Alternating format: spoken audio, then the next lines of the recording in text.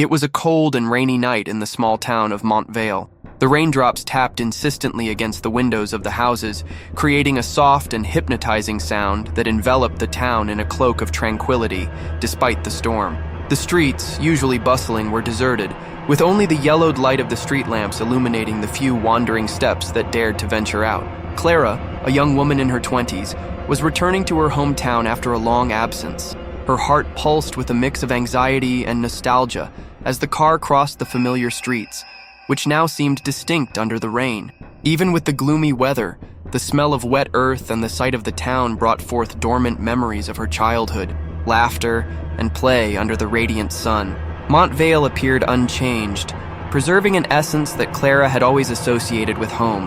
However, there was a disturbing detail that had begun to circulate among the inhabitants. Rumors about a woman who appeared in the windows of the abandoned houses in the town center. Clara couldn't help but question these stories, a slight unease forming in her mind. What could have happened for such a tragedy to loom over the place that had once been so welcoming to her? The images of the old houses and the whisper of macabre tales made her imagination run wild, blending happy memories with a sense of unease. The rumors about the woman haunting the windows of the abandoned houses in downtown Mont spread like wildfire. The story took different forms with each new mouth that spread it, but all agreed on one crucial point. It was the spirit of a woman named Alice. What had once been just a whisper had now become a true fear, causing the residents to avoid the area of the ruins. The accounts of Alice were dark and detailed. They said that, in despair, she had gone mad and taken her own life decades ago. The reasons behind her tragedy were nebulous. Some spoke of a lost love, others of an unimaginable pain that led her to a state of unbearable despair. The image of a woman with long hair and icy eyes became a symbol of mourning and sadness, hovering over Mont like a black cloud. Clara, upon hearing these stories, felt a chill run down her spine. What could have led Alice to such a terrible decision? The idea that a tormented soul still wandered those now deserted streets felt like a fresh wound in the town's memory. She had the sensation that the past was still alive, trapped in the walls of the houses that had once been full of life, now just shadows of a distant time. The windows, which had once been eyes watching the movement of the town, had become portals to a world of pain and despair.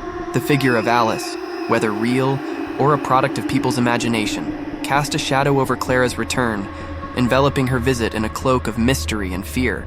Upon arriving at her grandmother's house, Clara felt a wave of familiarity mixed with strangeness. The structure, with its weathered facade and the wilted flowers in the pots on the porch, seemed to have been shaped by time. She always remembered the house as a welcoming place, filled with laughter, home-cooked meals, and her grandmother's stories that seemed endless. However, at that moment, there was a heavy atmosphere that made the environment uncomfortable. Clara pushed the door, which creaked slightly as it opened, and soon realized the absence of the elderly woman. An unusual silence enveloped the rooms, interrupted only by the sound of rain hitting the windows. A sense of unease began to take hold of her. Where could her grandmother be? Clara walked to the kitchen where she found a note left on the table. In her grandmother's careful handwriting, the words read, "I had to go to the hospital. Stay home, I'll be back in a few hours." At first, Clara found the sudden absence strange, but soon tried to remain calm. The tranquil routine that had always existed in the house now seemed undone. Trying to push away her worry, she sought distraction among the scattered objects, reliving childhood memories as she explored the rooms she hadn't visited in so long. The smell of the old, mixed with the aroma of rain, enveloped her in a kind of melancholic nostalgia. As she observed the familiar items, she felt that home had become an echo of what it once was, as if the smiles and laughter had faded into the walls. Clara couldn't shake the worry that accompanied her. Loneliness began to weigh heavily, and the decision to investigate the house became a way to fill the void left by her grandmother's absence. Thus, she pressed on, even with a small knot forming in her stomach, unaware that the shadows of the past were about to manifest in an unsettling way. As Clara ventured through the house, a sense of nostalgia mixed with the unease that accompanied her. Each room she explored brought a wave of memories, but also a chill down her spine, as if the past were watching her every move. She decided to start in the living room, a space that had always been the heart of the house, where conversations and laughter shared between her grandmother and her friends filled the air. However, now, everything seemed different. The old photographs hung on the walls, capturing moments of happiness frozen in time. Clara approached a dusty album that had been forgotten on the shelf. perched between books that had long been unopened. As she opened the cover of the album, a familiar smell of aged paper enveloped her, bringing a wave of memories. Flipping through the pages, Clara lost herself in familiar faces, smiles, and dates marking birthdays and family gatherings. Then, one image in particular caught her attention. It was a yellowed and blurred photograph of a woman with long hair and icy eyes, seemingly surrounded by a mysterious aura. Clara paused, her heart racing as she studied the details of the image. The woman looked so alive, so real, but there was something unsettling in her gaze. Something that made her question whether this could be the infamous Alice. The idea intrigued and terrified her at the same time. Could the woman in the photograph have any connection to the rumors circulating in the town? With her mind buzzing with questions, Clara felt a pang of curiosity overshadowing her fear.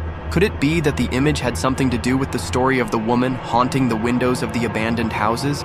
The mystery grew in her mind, and in search of more clues, Clara decided to continue exploring the rest of the house. Little did she know that what she was about to discover would transcend her greatest anxieties and lead her to a night she would never forget. As the hours passed, the night progressed, and the atmosphere around Clara became even heavier. The rain persisted, now accompanied by howling winds that seemed to whisper ancient secrets. As the clock ticked on, the once welcoming house seemed to transform into a labyrinth of shadows, where every object and every corner held stories that began to intertwine with the rumors about Alice. When the clock struck midnight, the town had become quieter than ever. The only sound that could be heard was the constant patter of rain, and suddenly, a noise echoed from upstairs. Clara hesitated for a moment, suppressing the urge to flee the house and distance herself from the sensation enveloping her. But instead, her curiosity won out, and she decided to climb the stairs, thinking that perhaps her grandmother had returned. As she ascended, her footsteps echoed in the empty hallway, each creak of the wooden boards sounding like a warning. Upon reaching the top, Clara found everything deserted, a scene that sent a shiver down her spine. The darkness of the hallway seemed to close in on her, and a feeling of being watched accompanied her. She looked at her grandmother's bedroom door, which was ajar, revealing a faint strip of light emanating from within. Cautiously, Clara approached and gently pushed the door open. The room was in absolute silence, but the atmosphere was strangely electrifying. She noticed that the mirror on the wall was fogged, as if someone had just taken a shower, even though the bathroom was completely dry. The sight left her confused, and a wave of discomfort washed over her. She tried to calm herself, convincing herself that there must be a logical explanation for it all. Returning to the living room, Clara locked the doors, hoping that this might bring some sense of security.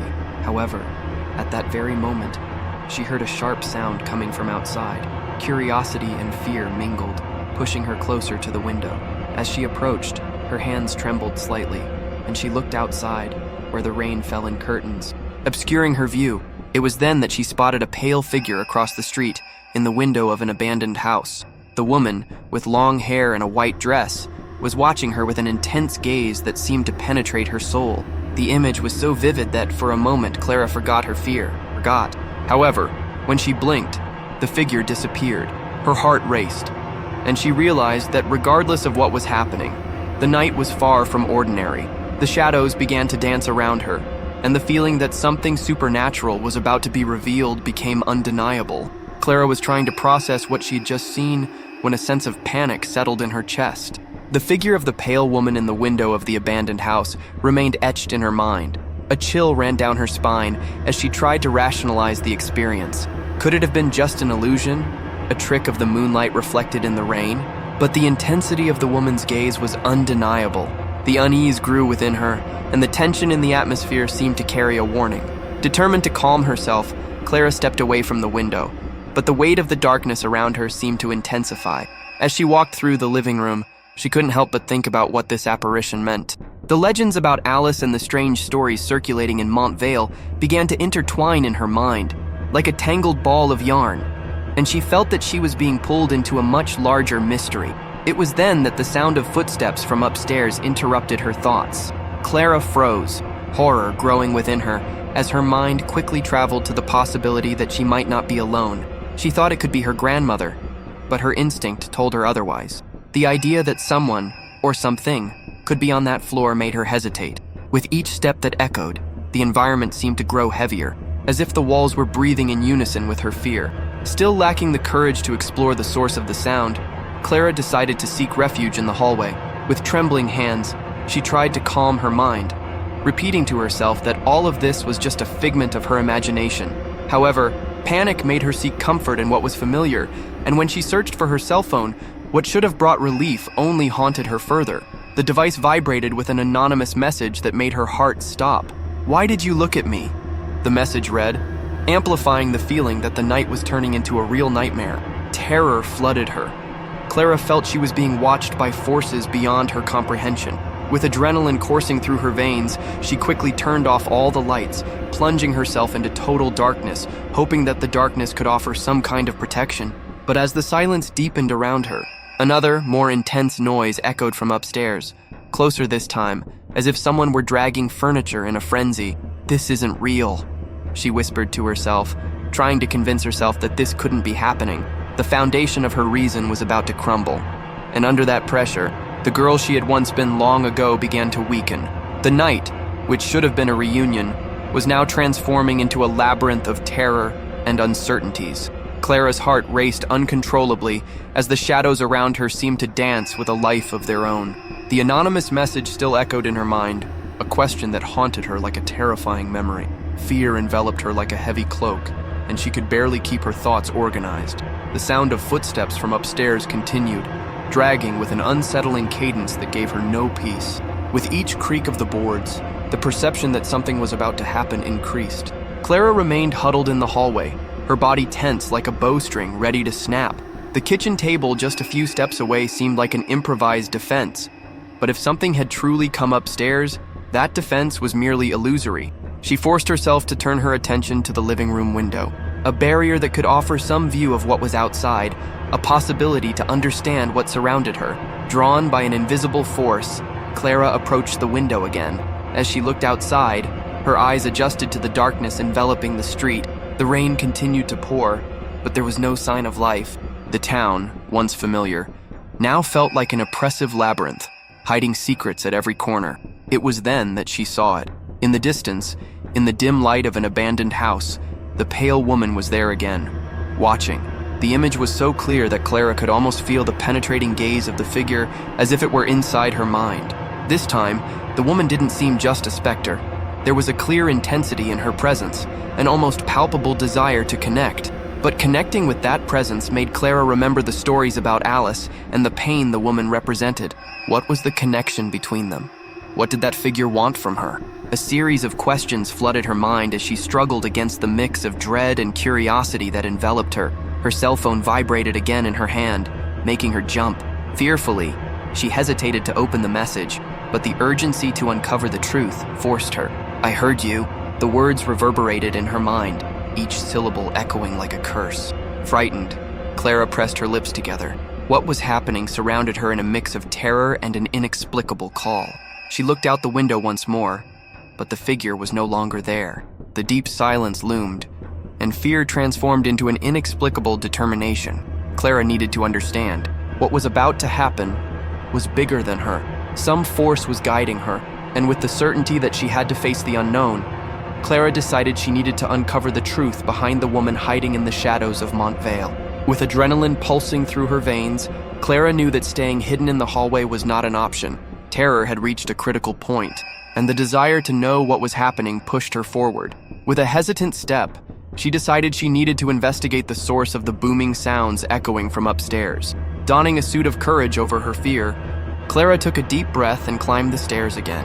Each step creaked under her weight, as if the house were protesting against her decision to explore what lay hidden in its darkness. The sound of dragging furniture grew louder as she approached her grandmother's room. The door was still ajar, and Clara hesitated. The call of the unknown was strong, but hesitation and doubt nearly consumed her.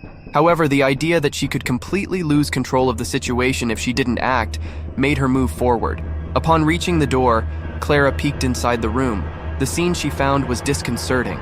The bed was unmade, the sheet thrown aside, and the dim light from a lamp illuminated a confusing pattern of shadows on the walls. There was no one in sight, but the persistent sound seemed to originate from somewhere within that small space. What had happened? What could have caused such a mess? Cautiously, Clara entered the room. observing every detail with heightened attention. The atmosphere was saturated with a sense of sadness, as if the very air were thick with the pain of something that could not be forgotten. She approached the mirror, still fogged, and touched the cold surface, trying to understand what had happened there. Suddenly, a light laugh, almost a whisper, floated through the air, freezing her blood. Clara froze in place. Not knowing where it came from, the laugh seemed so close, so real, that her breath caught in her throat. "It's just my imagination," she thought. But the echo of the sound insisted on reverberating in her mind. Soon she heard a soft, melodic female voice calling her name. "Clara, come here." The voice had a hypnotic quality that made resistance difficult. Even with terror spreading through her body, something inside her cried out to follow that voice. Desperate, Clara decided she needed to keep in touch with reality. With a sudden movement, she turned the doorknob intending to open it and leave, but to her surprise, the door was locked from the outside. Panic surged within her, and a sense of claustrophobia overwhelmed her. It wasn't just the fear of what was happening. The terror of being trapped hit her like a wave. In that moment, she remembered the pale woman. Could it be Alice? The connection seemed undeniable. Something inexplicable was drawing her to that room, and the idea that her grandmother might be in danger heightened her agony. Clara pounded on the door with her palms, pleading for the exit to open. And then the figure appeared again in her mind, now with a disturbing smile that made her tremble. "She's here," Clara thought, as the light laugh echoed once more. In a mix of desperation and determination, Clara decided she would face whatever was tormenting her. The night would not let her escape easily. And with that, she prepared to unravel the mysteries intertwined in her family's history and the tragic legend of Alice. Clara was in a state of total despair, panic growing with each second, as she found herself trapped in an increasingly oppressive room. Trying to find a solution, her mind raced in various directions, thinking of how she could escape. The pounding on her door echoed as her hands trembled, and for a moment, the idea that she might have an exit began to fade. The echo of the laugh, coupled with the feeling of being watched, kept her in a constant state of alert. In one last effort, Clara turned the doorknob again. But before she could make any movement, the soft voice she had heard before transformed into an insistent, almost seductive call. "Come, Clara. I am waiting for you." The sound was hypnotic and awakened an ever stronger curiosity, pulling her toward a dark path. It was as if the figure of the woman were beckoning her, promising revelations, but at the same time, offering a deep fear that nestled in her heart. Determined not to be overwhelmed by dread, Clara took a deep breath and began to pound on the door with her fists, shouting for her grandmother. "Grandma, help!" Her voice echoed through the hallway, but there was no response. The house seemed as silent as the night, sealing her solitude and amplifying her anguish. It was then that Clara felt a deep chill, as if a cold wave had invaded the space, and the atmosphere around her began to change. The bedroom door, which had once seemed impenetrable, now began to show signs of weakness. Clara saw a shadow move behind the wood. The pale figure appeared quickly on the surface of the mirror, a disturbing smile forming on her lips. Clara felt visceral panic, and she understood that she needed to act quickly, or she might be trapped there forever.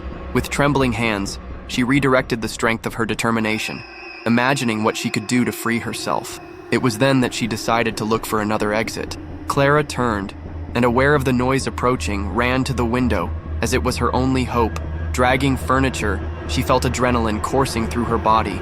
She lifted the curtain and found the window firmly shut, but determined not to be defeated, she tried to open it, even though she knew it was probably locked. The sound of dragging furniture intensified again, and a sense of urgency took over her.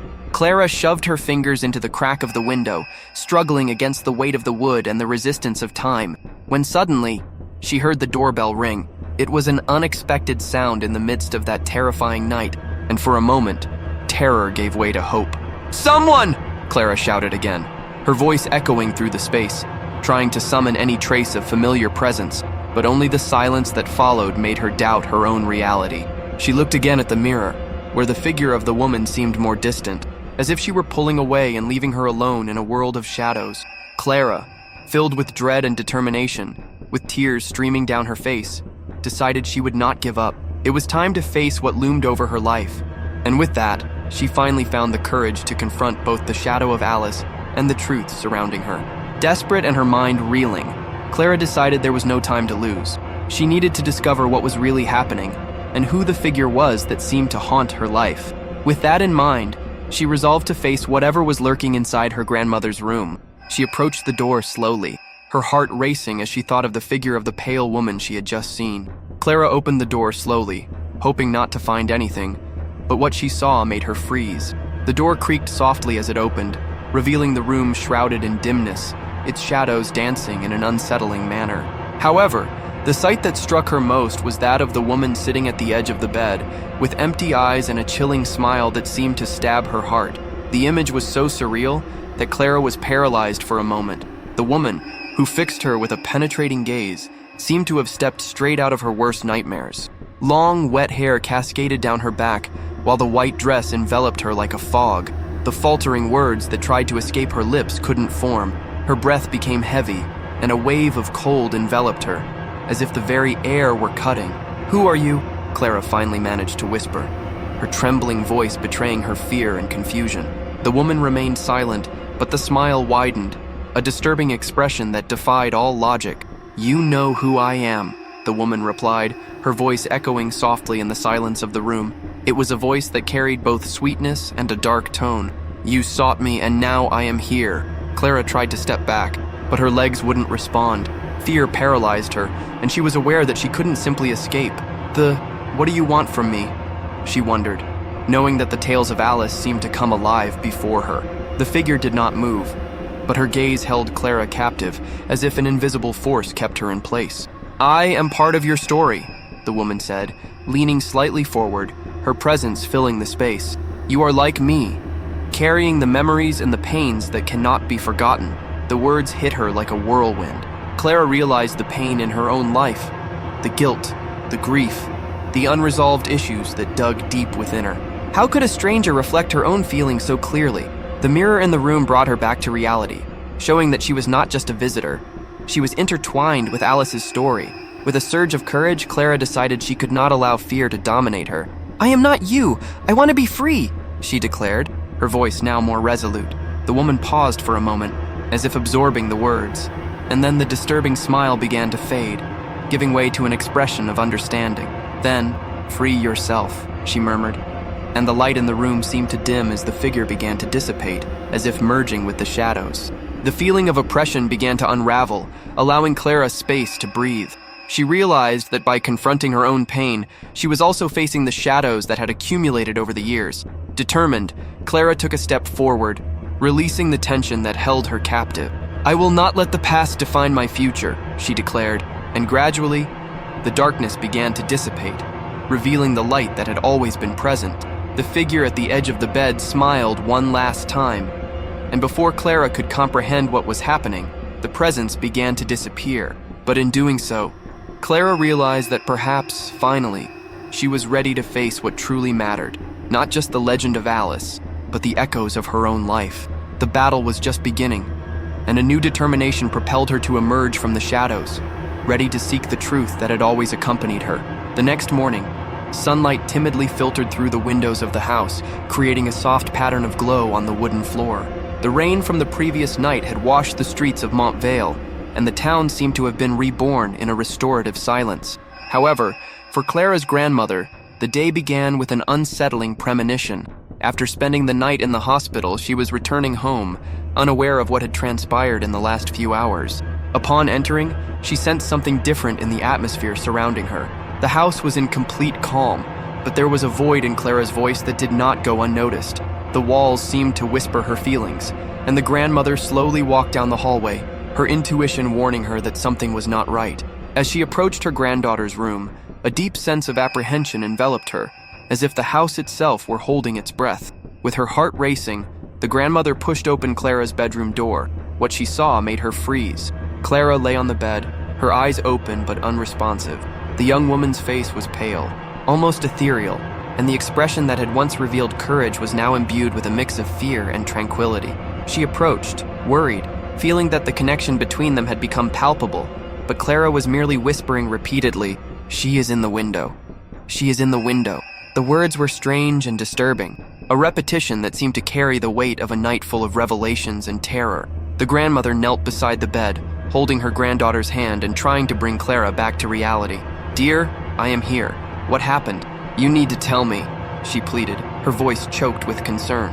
But Clara was trapped in a different world, where the boundaries between the real and the supernatural blurred. She gazed into the horizon of memory, where images of the pale woman, the whispers, and the mysteries of the previous night danced in her mind. It was as if a part of her was still in the house, in an internal battle between light and darkness, and the grandmother watched her with desperate affection. As the grandmother stroked Clara's hand, trying to bring her granddaughter back to the present, she began to realize that perhaps she also needed to confront her own shadows. The legends about Alice and the stories that permeated Mont Vale were not just narratives of the past. They were echoes of pain and reconnections that still haunted the lives of those who lived there. Clusters of memories began to surface in her mind, fragments of a life she had tried to forget. "You are not alone, Clara," the grandmother murmured, her voice soft and comforting. "We are in this together. I know the stories, and together we can face them." The bond between them, unbreakable even amid chaos, could be the key to breaking the chains that held Clara captive. Clara's eyes, once empty, began to slowly shine, as if a spark of understanding was igniting within her. The connection with her grandmother, the memory of a life filled with love, could be the light needed to guide her back. And so, with each whispered word, Clara's grandmother wove a path of hope as the young woman began to emerge from her state, not just as a survivor, but as a warrior ready to face both her truths and the legends surrounding her. The shadows that had infiltrated their lives in the town of Mont Vale were ready to be confronted. And with that, a new journey of self-discovery and liberation was about to begin. Clara's story was far from over. She had merely found the turning point that could lead her to freedom.